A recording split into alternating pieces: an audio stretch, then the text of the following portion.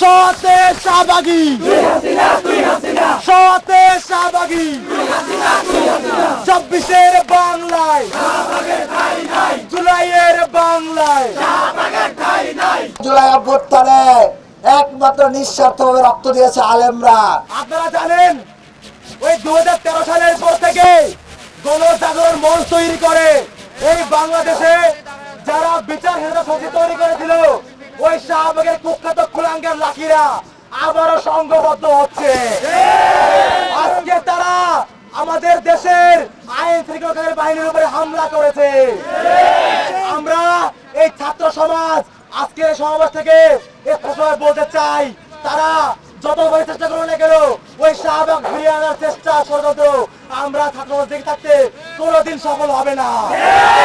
আমাদের দেহে এক বিন্দু রক্ত থাকা পর্যন্ত এই বাংলাদেশে আর শাহবাগ ফিরবে না। আমরা ছাত্র বাঁচা পর্যন্ত শাহবাগীদের কোনো স্থান এই বাংলা মাটিতে হতে দিব না। আমরা ঢাকা বিশ্ববিদ্যালয়ের শিক্ষার্থীরা সহ সারা বাংলাদেশের শিক্ষার্থীরা ঐক্যবদ্ধ ওই শাহবাগের বিরুদ্ধে। শাহবাগীদের উত্থান আমরা কখনোই ভালোভাবে নিব না। যদি ওরা আবার ফিরে আসার চেষ্টা করে আমরা আবারও তাদের বিরুদ্ধে রুখে দাঁড়াবো। আমরা আজকের এই সমাবেশ থেকে দাবি জানাচ্ছি অনতি বিলম্বে আজকের এই বর্বরচিত হামলা যারা জড়িত ছিল তাদেরকে বিচারের আওতায় আনতে হবে এবং যে কুখ্যাত সন্ত্রাসী লাকি আক্তার আজকের ওখানে পুলিশ আমরা নেতৃত্ব দিয়েছে তাকে অনতি বিলম্বে গ্রেফতার করতে হবে। যদি তাকে গ্রেফতার করা না হয় দ্রুত সময়ের মধ্যে আমরা ছাত্র সমাজ আবার রাজপথে ফিরে আসবো। আমরা ছাত্র সমাজ আমরা চাই পলাতক থাকতে, দয়া করে আমাদেরকে পলাতক থাকতে দেবেন, আমাদেরকে রাজপথে টেনে আনবেন না। ক্যামেরায় ওয়াও, স্টাইল দেখাও, Xenon X21 পারলে ঠেকাও। যদি আনেন তার পরিণতি দেখে থাকে তো হাসিনা, আমরা কিন্তু কোনোভাবেই সুযোগ দিব না। আমরা দেখতে পাচ্ছি এই দুর্বল আলেমদের উপরে কতিপয় নামধারী উপদেষ্টা হুমকি দেওয়ার চেষ্টা করেছে।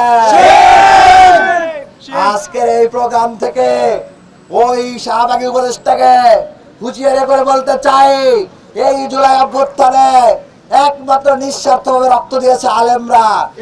এর বিরুদ্ধে আপনারা এই ধরনের বিষোদ্গারমূলক বক্তব্য আপনি রাখতে পারেন না। আপনাকে অনতিবিলম্বে আলেমদের কাছে ক্ষমা চেয়ে আপনার বক্তব্য প্রত্যাহার করতে হবে।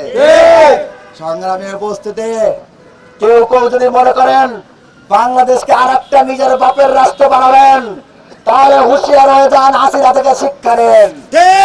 যদি শিক্ষা না নেন হাসিনার মতো আপনাদেরকেও বাংলাদেশ ছাড়ার ব্যবস্থা আমরা করব। সংগ্রামী উপস্থিতি, আমরা পুলিশের সাথে আছি। যখন পুলিশ অপকর্মের বিরুদ্ধে থাকবে আমরা তখন পুলিশের সাথে আছি, যখন ন্যায়ের পক্ষে থাকবে আমরা পুলিশের সাথে আছি। বাংলাদেশের আইন শৃঙ্খলা পরিস্থিতি নিয়ন্ত্রণের জন্য পুলিশকে আমরা উদাত্তভাবে ভূমিকা পালন করার আহ্বান জানাচ্ছি। আমরা আপনাদেরকে সহযোগিতা করব, কিন্তু যে এখনো যদি জুলাই গণহত্যায় জড়িত করে পুলিশ সদস্য বাংলাদেশের আইন শৃঙ্খলা পরিস্থিতি বিনষ্টের চেষ্টা করেন আপনাদের বিরুদ্ধে আমরা কঠোর ব্যবস্থা নিব। সংগ্রামী উপস্থিতি, অনতি বিলম্বে ওই ফ্যাসিবাদী আওয়ামী লীগকে ফ্যাসিবাদ বানানোর অন্যতম খলনায়ক লাকি সহ সকল হামলাকারীদের গ্রেফতারের দাবি জানিয়ে আমার বক্তব্য এখানে শেষ করছি। ইনকিলাব জিন্দাবাদ।